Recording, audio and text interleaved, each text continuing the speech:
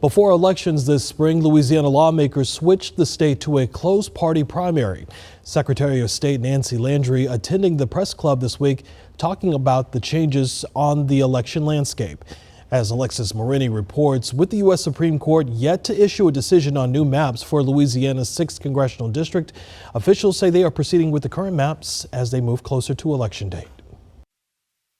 Election dates are approaching for candidates qualifying for this year's elections, but the U.S. Supreme Court doesn't seem to be concerned about Louisiana's ticking clock. Because this is one of those things where it's almost like a daily chess match or ping pong game, so to speak. Late last year, state lawmakers held a special session pushing back election dates, anticipating an answer in Louisiana versus Calais.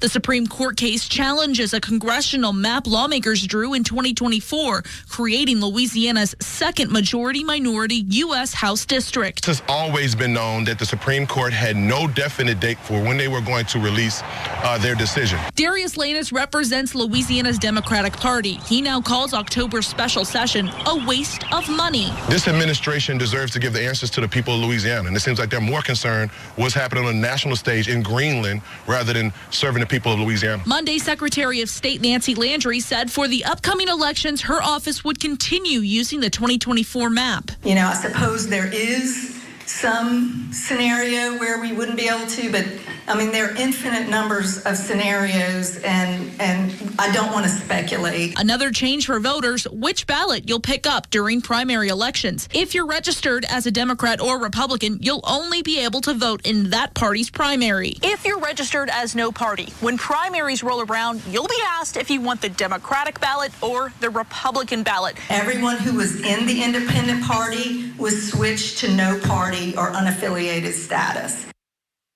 At this point, we've been told there are no plans to hold an extra special session to redraw maps or push back election dates again.